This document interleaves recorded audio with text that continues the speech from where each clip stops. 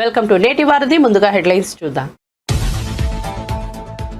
నేటి నుంచి AP assembly సమావేశాలు. ప్రతిపక్ష హోదా ఇవ్వలేదంటూ జగన్ వైసీపీ ఎమ్మెల్యేల వాకౌట్. మీడియా పాయింట్ వద్ద సెటైర్లు వేసిన పవన్ కళ్యాణ్.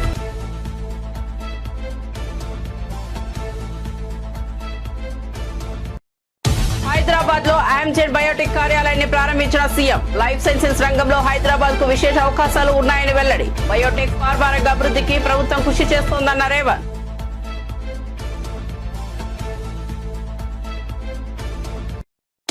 వైసీపీకి ప్రతిపక్ష హోదా ఇచ్చే ఆలోచన ప్రభుత్వానికి లేదన్న జగన్. తాను మరో 30 ఏళ్లు రాజకీయంలో ఉంటానని ధీమా. 2028 ఫిబ్రవరిలో జమిలి ఎన్నికలు వస్తాయని వెల్లడి.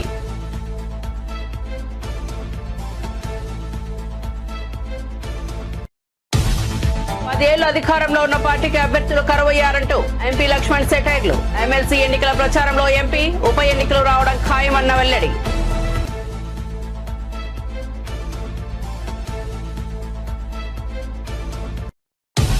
11 స్థానాల్లో గెలిచి ప్రతిపక్ష హోదా కోరడం హాస్యాస్పదమన్న అచ్చెన్నాయుడు. అటెండెన్స్ కోసమే వచ్చి వెళ్లారంటూ జగన్ పై బండిపాటు. సభ్యత్వాలు పోతాయనే భయంతోనే వచ్చారని భావిస్తున్నామన్న మంత్రి. ప్రజా సమస్యలపై సభలో మాట్లాడతానని అనుకున్నామని వెల్లడి.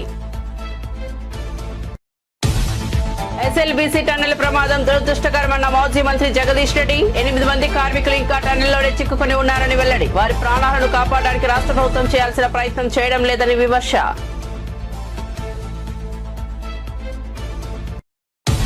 ఇక వార్త వివరాల్లోకి వెళ్తే, అనర్హత వేటు తప్పించుకునేందుకు అసెంబ్లీకి వచ్చారనే విమర్శల మధ్య బడ్జెట్ సమావేశాలు ప్రారంభమైన 11 నిమిషాలకే ఇక చాలే పోదాం పదండి అన్నట్లు వైఎస్ఆర్సీపీ సభ్యులతో కలిసి జగన్ బయటకు వచ్చేశారు. గవర్నర్ ప్రసంగం సాగుతుండగా సభలో గందరగోళం సృష్టించేందుకు వైసీపీ సభ్యులు యత్నించారు. ప్రతిపక్షంగా గుర్తించాలని ఆ పార్టీ సభ్యులు నినాదాలు చేశారు.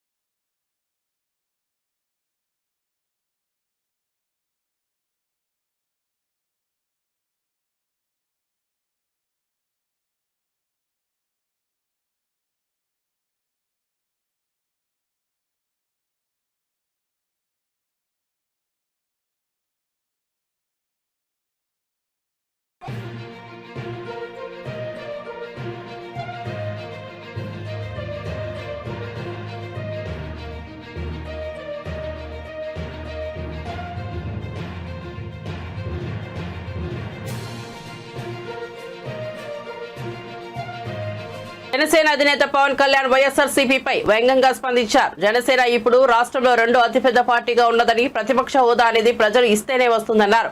11 సీట్లు ఉన్న పార్టీకి ప్రతిపక్ష హోదా ఎలా ఇస్తారని ప్రశ్నించారు. సభకు హాజరై ప్రజా సమస్యలు ప్రస్తావించాల్సిన బాధ్యత ప్రతిపక్షంపై ఉందని స్పీకర్ వైఎస్ఆర్సీపీ సభ్యులకు గౌరవం ఇచ్చారని అన్నారు.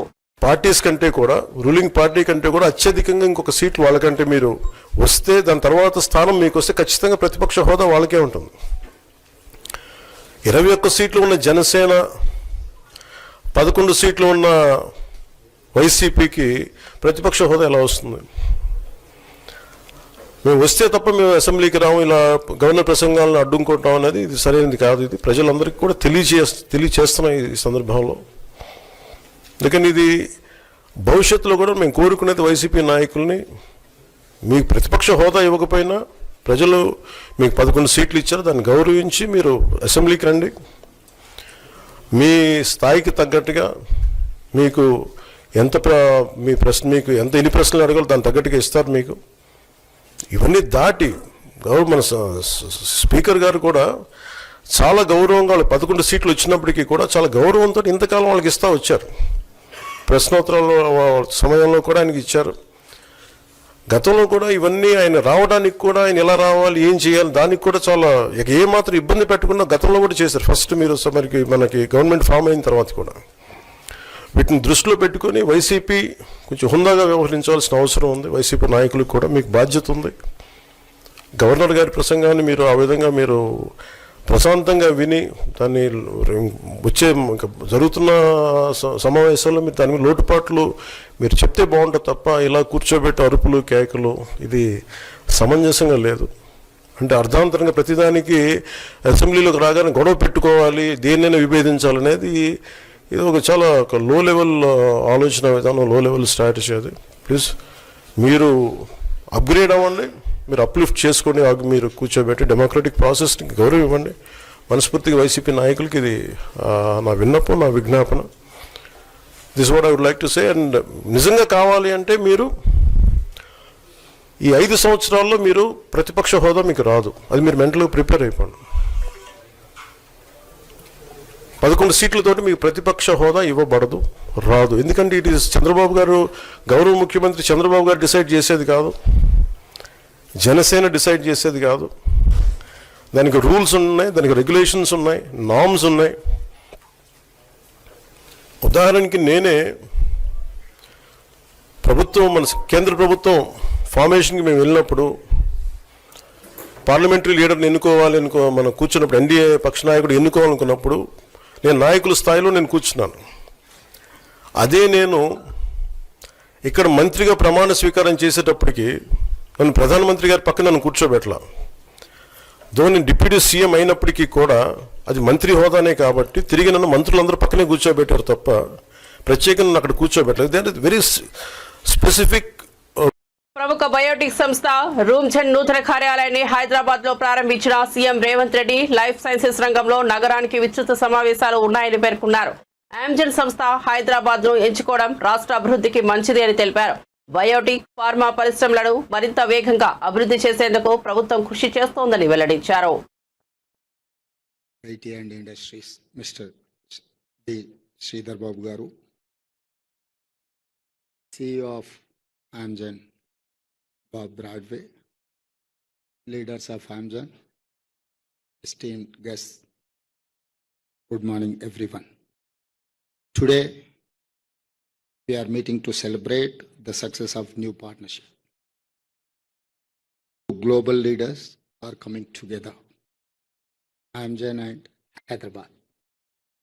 I'm proud to welcome Amgen, one of the world's most famous biotech companies, to my city to establish its first development facility here.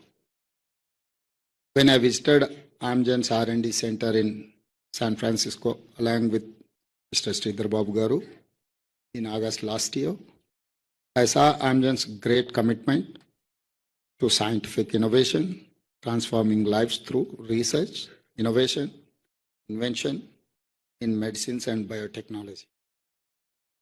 At the time, I had called our partnership a great breakthrough. At the time, the coming of Amgen to Hyderabad, our position as a hub of innovation and technology in biotech and life sciences has become stronger.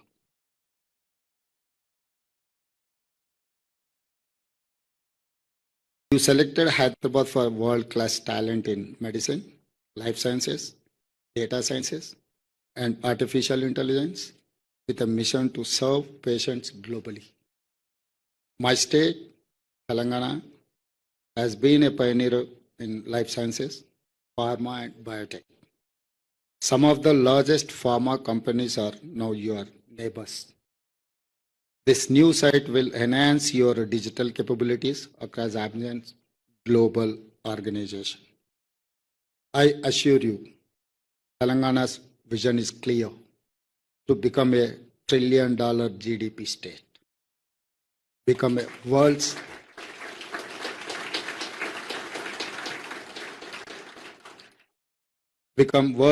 China +1 destination, and transform Hyderabad very quickly into one of the world's greatest cities. I welcome you as a partner, as a friend.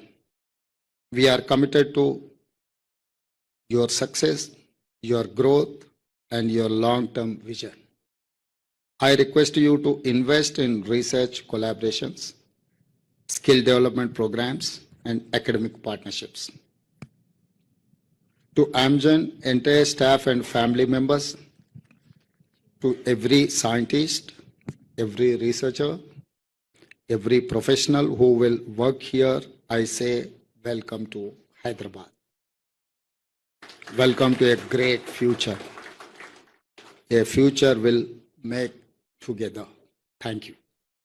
ప్రజల వాణిని వినిపించేది, ప్రజల కష్టాలను ఎత్తి చూపేది ప్రతిపక్షం. అలాంటి ప్రతిపక్షంకు ఇవ్వాల్సిన హోదా, గౌరవం ఇవ్వకుండా ఏకపక్షంగా కూటమి ప్రభుత్వం వ్యవహరిస్తోందని ఎమ్మెల్సీ బొత్స సత్యనారాయణ అన్నారు.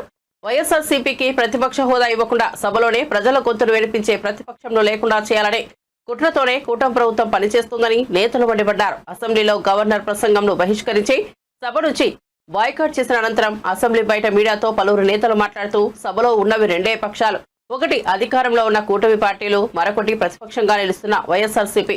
కాబట్టే మమ్మల్ని ప్రతిపక్షంగా గుర్తించాలని కోరామన్నారు. దాంతోపాటు మిర్చి రైతులు పడుతున్న ఇబ్బందులు, వారి కష్టాలను గురించి ప్రశ్నించామని తెలిపారు.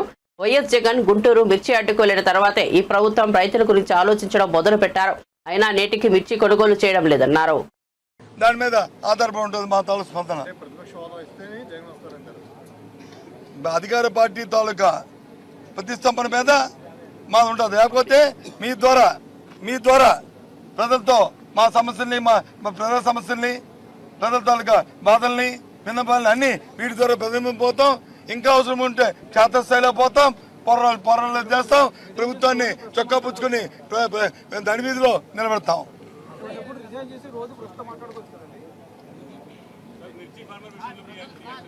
ఏంటి మిర్చి ఫార్మర్ చెప్పాము మా డిమాండ్, మిర్చి ఫార్మర్స్కి మద్దతు ధర ప్రభుత్వం ప్రకటించాలి. ఆ మద్దతు ధరకి ప్రభుత్వమే కొనుగోలు చేయాలి. మార్కెట్ ఇంటర్వెన్షన్ జరగాలి. కేంద్రం ఎప్పుడో ఇస్తుందని ఎదురు చూడడం కాదు. అంతవరకు రైతులు వచ్చి ఉండలేరు. రైతులు ఆత్మహత్యలు చేసుకుంటున్నారు, ఇబ్బందులు పడుతున్నారు. దయచేసి ప్రభుత్వం ఆలోచన చేయాలి అనేది మా డిమాండ్. ఓకే,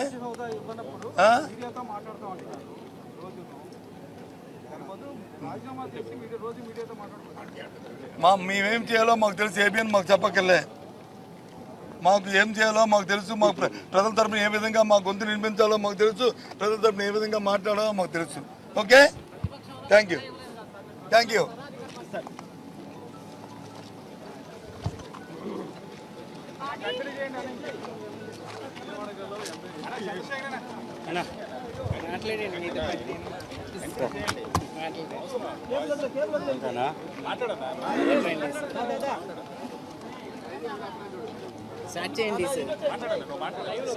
అందరికీ నమస్కారం.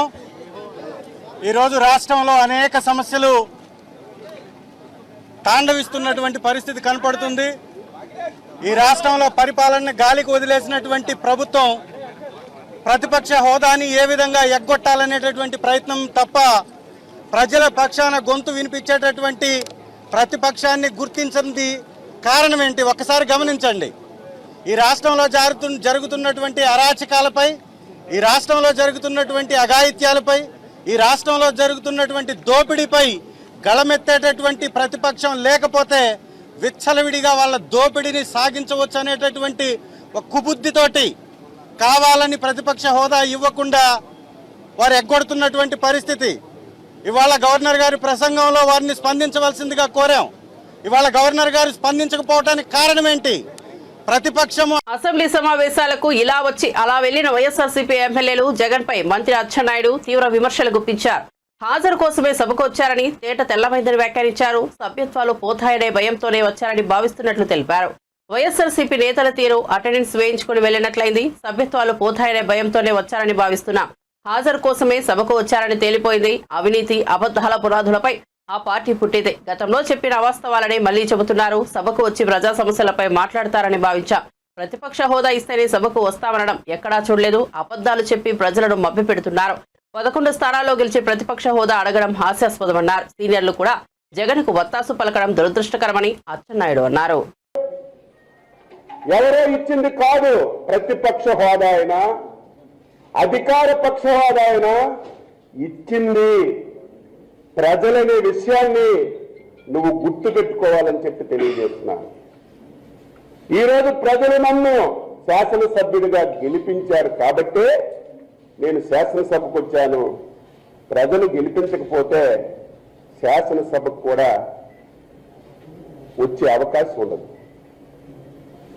ఈ వింత పోకళ్ళన్నీ చూస్తుంటే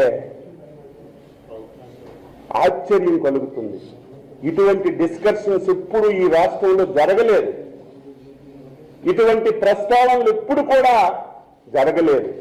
ఇదేదో నాకు ప్రతిపక్ష హోదా ఇవ్వలేదు, ఇస్తే నేను శాసనసభకి వెళ్ళి ప్రజల పక్షాన మాట్లాడుతానని ఒక తప్పుడు మాటలు చెప్పినవే చెప్తూ ప్రజల్ని తప్పుదావ పట్టించడానికి ఒక వ్యక్తి ప్రయత్నం చేస్తున్నటువంటి విషయాన్ని ఈ సందర్భంగా రాష్ట్ర ప్రజలకు తెలియజేస్తున్నాను. ఈ మధ్య మీరు చూశారు, ఢిల్లీలో ఎన్నికలయ్యాయి. మొన్నటి వరకు ముఖ్యమంత్రిగా ఉన్నారు కేజ్రీవాల్. ఎన్నికల్లో ఓడిపోయాడు, శాసనసభ్యుడు కూడా కాలేదు. నేను శాసనసభకి వెళ్ళి కూర్చుంటానంటే దానికి అర్థం ఏమైనా ఉందా? ఓడిపోయిన వ్యక్తి శాసనసభకి వెళ్ళి కూర్చొని నేను శాసనసభ్యుల్లాగా మాట్లాడతానని మాట్లాడితే దానికి అర్థం ఎక్కడైనా ఉందా? నీకు ప్రజలు శాసనసభ్యుడిగా గెలిపించి నీకు అసెంబ్లీకి పంపించిన విషయాన్ని నువ్వు గుర్తు చేసుకోవాలి. ఈరోజు వాళ్ళు వ్యవహరించినటువంటి తీరు, వాళ్ళు చెప్పినటువంటి తప్పుడు విధానం, లేనటువంటి విషయాన్ని మీరు కూడా అడగాలి కదా. పాత్రికేయులు కూడా అడుగుతున్నాను. ఇప్పుడే ఆ పార్టీ తరఫున ఎవరో ప్రెస్ మీట్ పెట్టుకుంటారని నేను చూడలేదు. మీరు అడగాలి కదా. ప్రెస్ మీట్ పెట్టిన వారు కూడా ప్రతిపక్ష నాయకుడే ఒక సభలో. ఆయనకి ఎందుకు ఇచ్చాం? అడిగారా? ఆ సభలో మెజారిటీ ఉంది కాబట్టి ప్రతిపక్ష హోదా ఇచ్చాం. ఆ వ్యక్తి కూడా బయటకు వచ్చి మాటలకే పరిమితం కావడం లేదని చేతల్లోనూ చూపిస్తోందని ప్రధాని మోదీ అన్నారు. భారత్ ఆర్థిక రంగంలో వేగవంతంగా అభివృద్ధి చెందుతున్న దేశంగా కొనసాగుతోందని ప్రపంచ బ్యాంకు చెప్పిందని గుర్తు చేశారు. మధ్యప్రదేశ్ రాజధాని భోపాల్లో జరుగుతున్న గ్లోబల్ ఇన్వెస్టర్స్ సమ్మిట్ లో మాట్లాడిన ఆయన సదస్సులో పాల్గొన్న వారికి క్షమాపణలు తెలియజేశారు. తాను ఆలస్యంగా రావడానికి గల కారణాన్ని చెప్పారు. बहुत ही अहम है। इस भव्य आयोजन के लिए मैं मोहन जी और उनकी पूरी टीम को बहुत बहुत बधाई देता हूं। साथियों, भारत के इतिहास में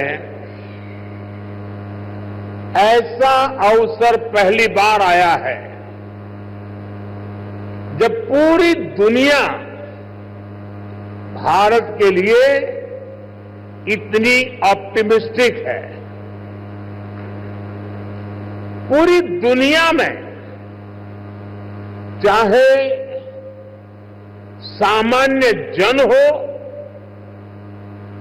अर्थनीति के एक्सपर्ट हो, विभिन्न देश हो या फिर इंस्टीट्यूशन, सभी को भारत से बहुत आशाएं हैं। पिछले कुछ हफ्तों में जो कमेंट्स आए हैं वो भारत में हर इन्वेस्टर का उत्साह बढ़ाने वाले हैं। कुछ दिन पहले ही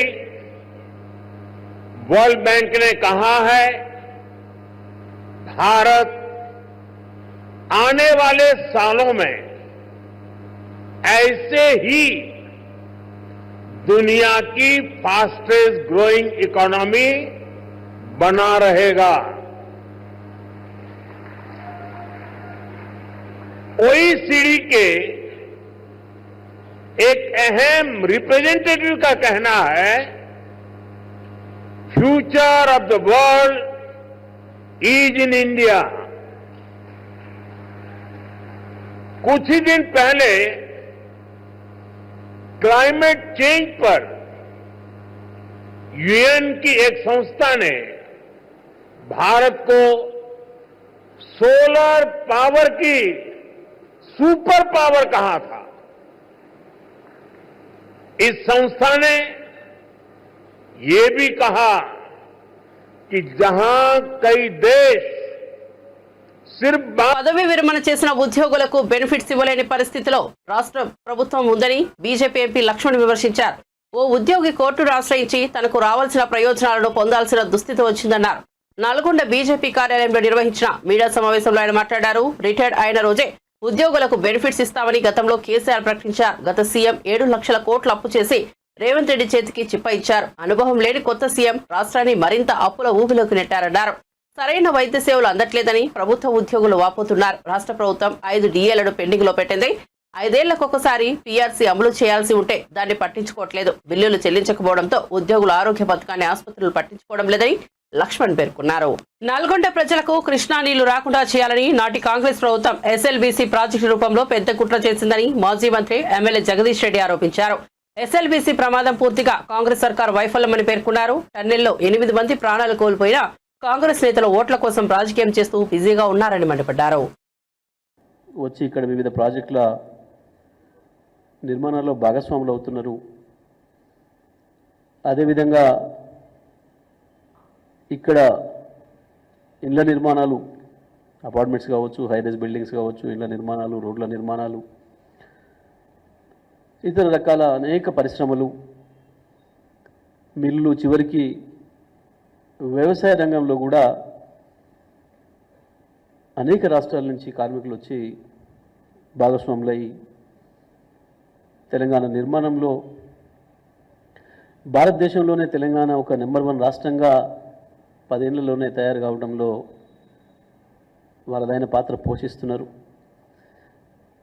దాన్ని దృష్టిలో పెట్టుకునే కేసీఆర్ గారు కరోనా వచ్చిన సందర్భంలో కూడా వాళ్లకు ప్రత్యేకమైన రైలు సౌకర్యాలు ఏర్పాటు చేయడం, ప్రత్యేకమైన ఆసుపత్రులు నిర్మాణం చేసి వారికి ఆరోగ్య విషయంలో వాళ్ళకి భరోసానివ్వటం, అదేవిధంగా మన రాష్ట్రంలో ఉండే ప్రజలకు ఇచ్చినట్టుగానే వాళ్ళకి బియ్యము, ఇతర సౌకర్యాలు ఇవ్వటం, డబ్బులు ఇవ్వటం, వాళ్ళని కూడా మన బిడ్డలుగా చూసుకోవాలి, కార్మికులు ఎవరైనా కార్మికులే అన్న భావనతో ఒక మానవీయ కోణంలో పనిచేసిన విషయం కూడా మనందరికీ కూడా తెలుసు. కానీ దురదృష్టం ఇవాళ 3 రోజులు అయినప్పటికీ కూడా ఈ రాష్ట్ర ప్రభుత్వం యొక్క చర్యలు చాలా అంటే చాలా నిర్లిప్తంగా, ఏదో ఉదాసీనంగా కనబడుతూ ఉన్నాయి. కానీ ఇది మంచి పద్ధతి కాదు. దానికి కావాల్సిన పద్ధతుల్లో ఆ వేగం కనబడటం లేదు. మనుషులు లోపల ఉన్నారు. దాని కొరకు మనం చేయాల్సిన పద్ధతుల్లో అంత వేగంగా మనం కనబడతలేవు. ఎందుకంటే స్వయంగా టీడీపీ నేత నారా చంద్రబాబు నాయుడు నిర్వహించిన మ్యూజికల్ నైట్ పై వైసీపీ నేత అంబటి రాంబాబు ప్రశ్నించారు. ఎమ్మెల్సీల ఎన్నికల కోడ్ మ్యూజికల్ నైట్ కు వర్తించదా? కానీ వైఎస్ జగన్ రైతులను కలవాలంటే మాత్రం కోడ్ వర్తిస్తుందా అంటూ తీవ్ర వ్యాఖ్యలు చేశారు. అన్నదాతల కోసం కేసులు పెట్టించుకోవడానికి వైఎస్ఆర్సీపీ సిద్ధంగా ఉంది అని స్పష్టం చేసిన ఆయన జగన్ పై కేసులు పెట్టడం, భద్రత తగ్గించడం అన్యాయమని విమర్శించారు. తాలు కొంత పెరుగుతూ ఉంది. ఇవాళ చంద్రబాబు నాయుడు గారు ఇమీడియట్ గా దాని మద్దతు ధర ప్రకటించొద్దండి. మేము ఆ రోజు ప్రకటించామే. 2021 సంవత్సరంలో 5 ఏళ్ల క్రితం మేము పంటలకు 7,000 రూపాయలు ఆ రోజు ప్రకటిస్తే ఇవాళ డబ్బులు అయితే 14,000, 15,000 మద్దతు ధర ప్రకటించవలసినటువంటి అవసరం ఉంది. ఆ రోజు మేము ప్రకటించి ఇంటర్నల్ కాంపిటీషన్ పెట్టి ధరలు తగ్గకోకుండా, రైతు నష్టపోకుండా ఉండే విధంగా చేసినటువంటి ఘనత మాది కాదా? మేము చేయకుండా చేస్తాం. 5 సంవత్సరాలు ముఖ్యమంత్రిగా పనిచేసినటువంటి జగన్మోహన్ రెడ్డి గారు రైతుల పక్షాన నిలబడి రైతులకు మద్దతు ధర కల్పించే విధంగా అన్ని చర్యలు తీసుకున్నాం. మార్కెట్ రంగంలోకి దింపి అనేకమైనటువంటి ఉత్పత్తులు కొన్నాం. ధాన్యం కొనుగోలు విధానంలో 65,000 కోట్ల రూపాయలు వెచ్చించి ధాన్యాన్ని కొన్నటువంటి సందర్భం. అదేవిధంగా ఇతర పంటలకు సంబంధించి 7,800 కోట్ల రూపాయలు వెచ్చించాం. 3,000 కోట్ల రూపాయల ధరల స్థిరీకరణ కోసం ఏర్పాటు చేశాం. ఇవన్నీ మేము చేసి చెప్తున్నటువంటి మాట. కానీ చంద్రబాబు నాయుడు గారికి జనవరిలో వీళ్ళు మన హార్టికల్చర్ డిపార్ట్మెంట్ వాళ్ళు నివేదిక ఇస్తే దాన్ని తీసి పక్కన పెట్టారు. ఇవాళ జగన్మోహన్ రెడ్డి గారు వెళ్ళి పలకరించిన తర్వాత ఇవాళ మొదలెట్టాడు మాట్లాడే మాటలు. ఇవాళ శివరాజ్ సింగ్ చౌహాన్కి ఆయన లెటర్ రాశాడు. ఆ లెటర్లో చాలా స్పష్టంగా చెప్పారు. 20,000 నుంచి 27,000 వరకు కూడా గత ప్రభుత్వంలో 27 వరకు గత ప్రభుత్వంలో మిర్చి ధర అమ్ముడుపోయింది. ఇవాళ మా ప్రభుత్వం వచ్చిన తర్వాత డౌన్ అయిపోయింది. కాబట్టి మీరు ఇంటర్వెన్షన్ కావాలని కేంద్ర ప్రభుత్వాన్ని అడుగుతారని నాకు అర్థం కాలేదు. కేంద్ర ప్రభుత్వానికి ఏమి సంబంధం? రాష్ట్ర ప్రభుత్వం ఏం చేస్తుంది? ఎప్పుడైనా నాఫెడ్ కొన్నదా కేంద్ర ప్రభుత్వ సంస్థ?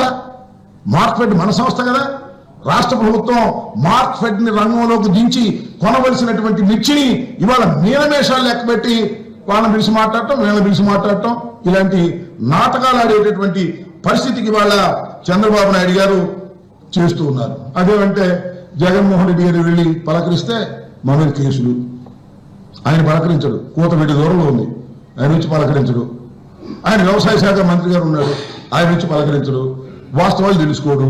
పోనీ ఏదైనా ఎలక్షన్ నోటిఫికేషన్ అడ్డం ఉందంటే అధికారులు పలకరించవచ్చు కదా.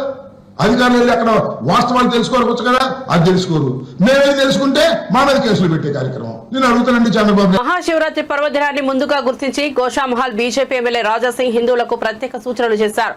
ప్రతి శివభక్తుడు పూజా సామాగ్రిని హిందువుల వద్దనే కొనాలని అభ్యర్థించారు. పూజా వస్తువులు కొనుగోలు చేసే ముందు వాటిని విక్రయిస్తున్న వ్యక్తి నుదుటిపై బొట్టు ఉందా లేదా అన్నది పరిశీలించాలని సూచించారు. పవిత్రమైన పూజా సామాగ్రిని పవిత్రత కలిగిన వారి వద్ద నుంచే కొనుగోలు చేయాలని రాజాసింగ్ పేర్కొన్నారు. అదేవిధంగా మార్నింగ్ లేకపోతే ఈవినింగ్ శివరాత్రి రోజు గుళ్ళకి వెళ్ళి అక్కడ అభిషేకం కార్యక్రమం పెట్టుకుంటారు. చాలా మంచి కార్యక్రమం జరుగుతుంది. కానీ నేను ప్రతి ఒక్క హిందూ భక్తులకి ఒక రిక్వెస్ట్ చేయాలనుకుంటున్నాను. మీరు మన పూలు కానీ కొబ్బరికాయ కానీ స్వీట్ కానీ అది హిందువుల దగ్గరనే కొనాలని నేను అందరికీ రిక్వెస్ట్ చేస్తున్నాను. ఎందుకంటే చాలా వరకు మన హిందువులకి తెలియదు. మనం గుడికి వెళ్లే ముందు ఎంత పవిత్రమైన మనం ఉండాలి. మనమైతే ఉంటాం, స్నానం చేస్తాం, మంచి భక్తి భావనతోని మనం ఉంటాం. కానీ మనం ఆ పూజా సామాన్ ఉంటుంది కదా, ఆ పూజా సామాగ్రి అది మంచిగా ఉందా, అది క్లీన్ ఉందా లేదా, దానిపైన మనం దృష్టి పెట్టాం. అదే అమ్మేవాళ్ళు కరెక్ట్ ఉన్నాడా లేదా అది కూడా మనం దృష్టి పెట్టాం. ఎందుకంటే 8 దినాలు 10 దినాలు స్నానం చేయరు ఈ పూలు అమ్మేవాళ్ళు, ఈ స్వీట్ అమ్మేవాళ్ళు, ఈ కొబ్బరికాయ అమ్మేవాళ్ళు. వాళ్ళు స్నానం చేయరు 10 days 8 days వరకు. మళ్ళా ఏ మాంసం వాళ్ళు తిని ఆ పూలని చేతికి పెట్టి వాళ్ళు అమ్ముతారు. అది కూడా మీకు మాకు తెలియదు. అందుకోసం మనం అంత పవిత్రమైన ఉండి పూజకి మనం వెళ్ళిన తర్వాత అభిషేకం చేసే ఆ పూలు పళ్ళు ఆ కొబ్బరికాయ అది అన్ని ఎంత పవిత్రమైన ఉండాలి, దానిపైన మీరు కొద్దిగా దృష్టి పెట్టండి. అందుకోసం ఏదైనా వస్తువు కొనే ముందు కొద్దిగా ఆలోచన చేసి కొనండి. ఆయనకి బొట్టు ఉందా లేదా, బొట్టు ఉంటేనే కొనండి. లేకపోతే ఏ వ్యక్తి దగ్గర మీరు కొనాలే అది మీ ఇష్టం. కానీ నా బాధ్యత ప్రతి ఒక్క శివ భక్తులకి ఒక అవేర్నెస్ తీసుకొని రావాలి. వాళ్ళలో మంచి పూజా కార్యక్రమం జరగాలి. మహాశివరాత్రి రోజు మీరు ఒక మంచి సంకల్పంతో ఉంటారు, గుడికి వెళ్తారు, పూజా కార్యక్రమం చేస్తారు. ఆ దేవుడు మీ పైన ఆశీర్వాదం పెట్టాలి. ఆ ఆశీర్వాదం మీకు రావాలంటే మనము పూజ కరెక్ట్ చేయాలి. పూజ కరెక్ట్ చేయాలంటే ఆ సామాగ్రి, ఆ పూజ మనం పూలు అది కూడా పవిత్రమైన ఉండాలి. అదే ఉద్దేశంతో నేను మీకు అందరికీ నేను మెసేజ్ ఇస్తున్నాను. ఓం నమః శివాయ. బులెటిన్ ముగించే ముందు హెడ్లైన్స్ మరోసారి చూద్దాం. నేటి నుంచి ఏపీ అసెంబ్లీ సమావేశాలు. ప్రతిపక్ష హోదా ఇవ్వలేదంటూ జగన్ వైసీపీ ఎమ్మెల్యేల వాకౌట్. మీడియా పాయింట్ వద్ద సెటైర్లు వేసిన పవన్ కళ్యాణ్.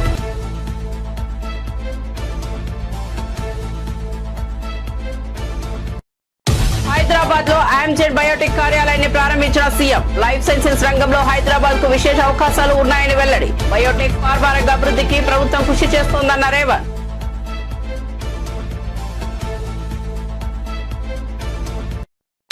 వైసీపీకి ప్రతిపక్ష హోదా ఇచ్చే ఆలోచన ప్రభుత్వానికి లేదన్న జగన్. తాను మరో 30 ఏళ్లు రాజకీయంలో ఉంటానని ధీమా.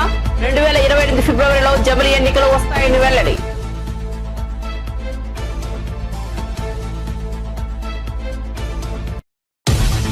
పదేళ్లు అధికారంలో ఉన్న పార్టీకి అభ్యర్థులు కరువయ్యారంటూ ఎంపీ లక్ష్మణ్ సెటైర్లు. ఎమ్మెల్సీ ఎన్నికల ప్రచారంలో ఎంపీ, ఉప ఎన్నికలు రావడం ఖాయమన్న వెల్లడి.